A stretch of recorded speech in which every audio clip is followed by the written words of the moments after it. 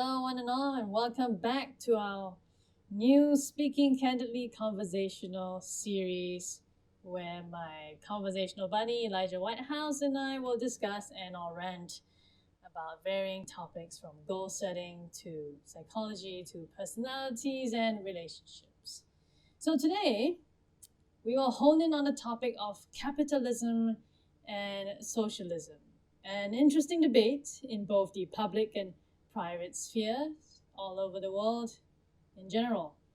Okay, so we're going to start with a very simple question: capitalism or socialism? If you had to pick one and you can't choose in between, which would you pick and why? I'll go with socialism. Now, Okay. to be fair, I haven't done a lot of research on the main differences between the two, so I'm Yeah, not an neither have expert. I. So we're not experts here. We're just kind of talking in general, speaking candidly, as the series is called. So why Oh. socialism? Um, well, I look at the European socialistic economies. Like, I mean, this is always brought up, like Denmark, Sweden. Just from stuff that I've read and seen, like over the years, like there's paid leave if you get injured. You don't have to pay the overwhelming healthcare costs. There's a lot of government programs that helps out. Um, Free college in certain European countries. I forget which. Um, and there's I think Sweden, Switzerland. Again, it's I don't think. uh, re- Yeah, I mean, I'm not an expert either, but I don't think Switzerland is on that front. I could be wrong. You could be right, okay. but then we don't know. So, okay, but you picked that mainly because of the. I guess you're supposing the free healthcare in college and stuff like that.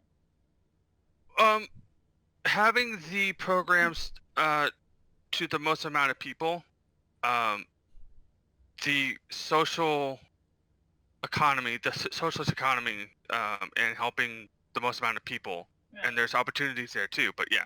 Right. Okay, that's interesting. Well, for me, I would actually pick the capitalist economy, Mm.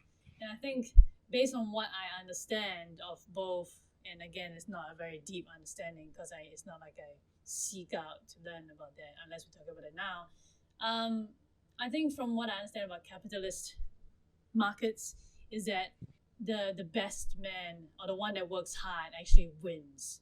You know what I mean? I Mm. think to me that's fair. Like when now I might be confusing socialism with communism, which is they're both they're similar but they're a little bit different. But Yeah. if from what I understand is that even if you have free healthcare and free education, whatever, somebody has got to pay for that. That means there Hmm. is someone, either a taxpayer or whatever, who either worked hard or had a lot of money. They had to kind of chip in into giving and providing that free service, because in order to provide free service, someone has to get paid or someone has to fork out that financial backing in order to provide that. So Yes. that's, yeah. So what do you think about that? Capitalism itself isn't bad. And Right. like because I've lived under capitalism my entire life, and that's fine. I'm not against capitalism. I think, um, but there is something that I heard where uh, capitalism is theft because you think about the the wood to make a table, right? And you have the worker that makes the table. Well, and then you have the owner that owns the store that sells the table. Well, then who, what share of the profit does the labor person who got the wood to send to the factory to make the table? What about them, right? But Right. that's Interesting. something that I heard a while ago. It's very vague. Um, but capitalism, it has its benefits too because it encourages, from what I understand, well, a capitalist market anyway. Yeah. It's made the best man win. Um, So Competition yes, breeds innovation. competition drives innovation in some sense, and Yes. also at the same time, you're talking about the woodworker and the business owner. I think even though yes, there is a lot of stigma about CEOs or managers getting high amounts of pay, but I think it warranted that because they are taking on the risk the workers are still getting paid regardless, even though they're the ones actually doing the manual work. But I think the fact that the managers and CEOs are the ones who are taking on the financial and the business risk ultimately, that's why, they get like a bigger cut, even though they're not actually doing the manual thing. But on that point, that also kind of reminds me of my industry, or one of my industries, the visual effects. So, like, for example, films like Life of Pi, where the entire movie is almost CG. The visual effects people are the ones that actually made that movie happen, even though, yes, the director is the one directing it, but he did not, do the effects. He did not create a tiger and stuff like that. But again, just like the woodworking example, the visual effects people get paid a small amount, and then, of course, the director gets all the credit. So I can understand, like, I can sympathize with that point that you're making, which actually brings up to the next part of this discussion. Basically, now that we kind of briefly talked about, what we currently understand about capitalism and socialism, regardless of whatever context they're in, I'm curious, like, what are they really, the deeper philosophies behind both? When did it all begin, and what makes them kind of different, like truly different from each other? And on that note, I think it's a good time to go online and check out what are they actually. I'm going to do it right now. So even if you look under images, they have a lot of interesting infographics and stuff like that, which kind of quickly breaks it down. So I have a Investopedia article open, but Right. So from what I'm seeing very briefly, at least from the quick glimpse, socialism is like stating that every individual deserves an equal starting chance, regardless of whatever their background or financial backing is, whilst capitalism is basically basing it off the individual's life choices.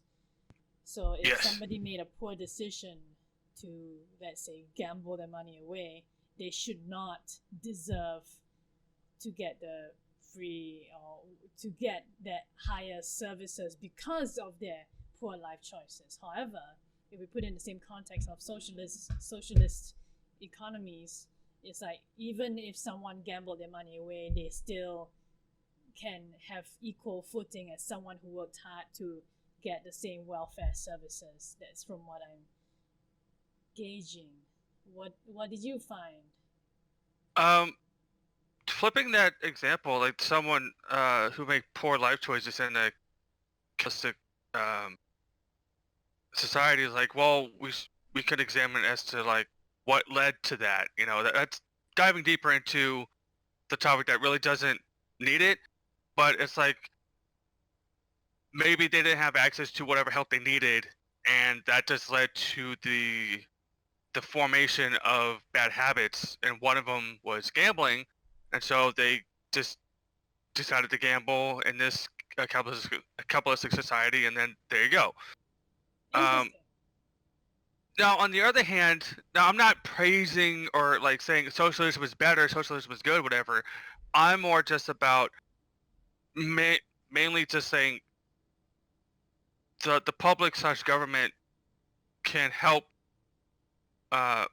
with these programs can help more people, Right. and like healthcare isn't determined by the free market; it's provided for everyone. That's the main thing here. Right.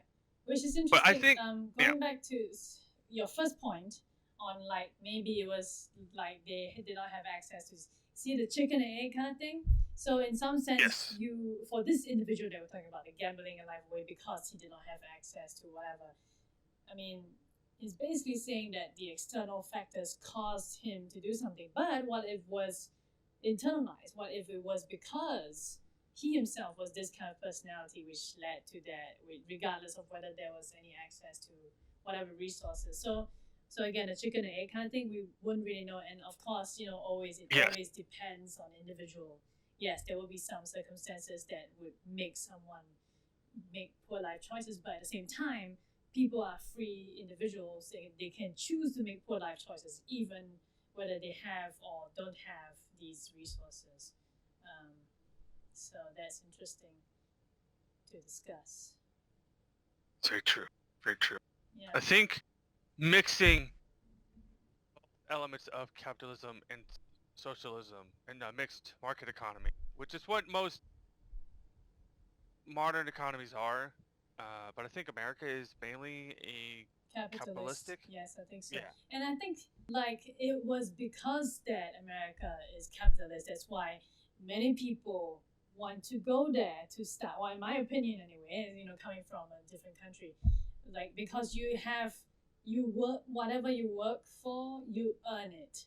Whereas in a socialist, a pure 100% socialist state, where you don't even need to work and you get some free whatever. Of course, we're talking about basic needs, which is, I think, also important. So again, a good balance of both. But if we're just strictly discussing and debating the two separate parties of thinking, the capitalists, it rewards people for their hard work, whereas the socialistic economy provides everyone an equal playing field. But that also means like if you don't work, the government's going to take care of you, which I think makes people lazy, in my opinion.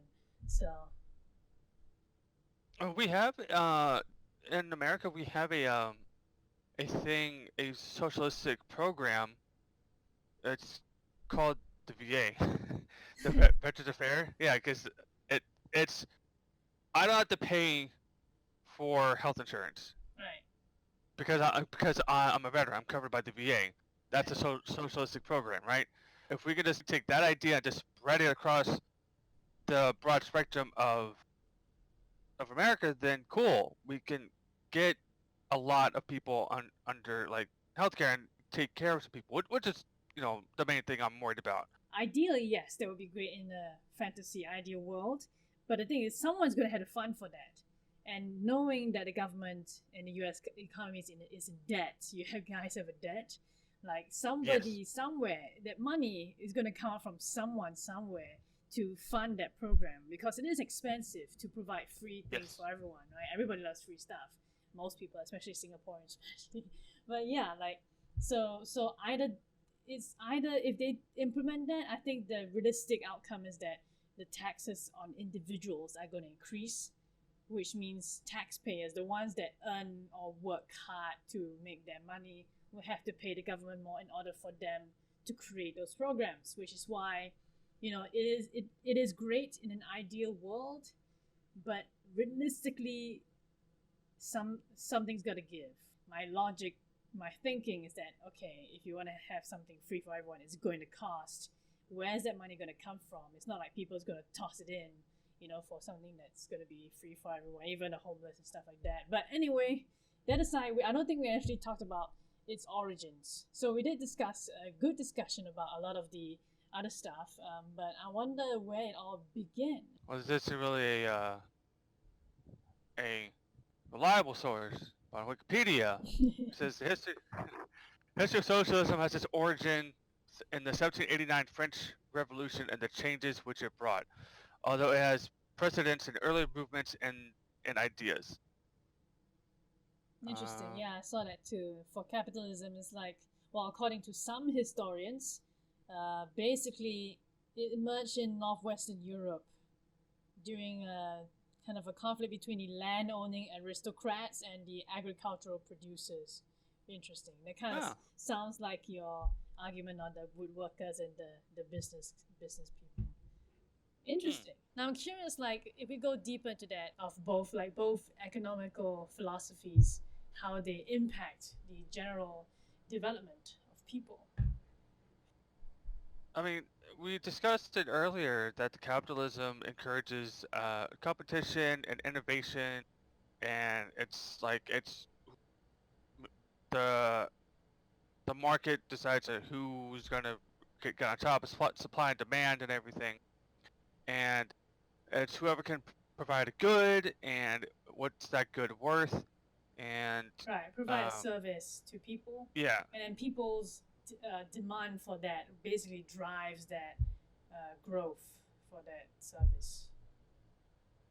And then with the socialism, it's more like it's an issue when the government controls everything, but there's also the government and the public can control some stuff. So then there's a vested interest from the public to make sure that things are innovative and there's fair prices, etc., across the board. Well, I kind of beg to differ on that point because, let's see, invested interest from the public. See, the thing is, like, we're not even sure.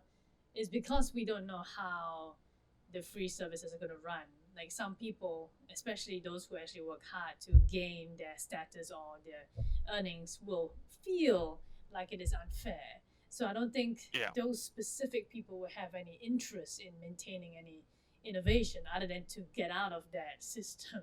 I think that's probably what they'd be thinking. But that's interesting that you say that. Well, I guess to answer my own question about how it impacts, how each of them kind of impacts development of people, humanity, and society in general, leaning more towards capitalism in actually making progress. Because as we know, for example, Apple, Microsoft, Amazon, those are all derived. Yes, they are very capitalistic beasts in general, and they devour almost any other competition.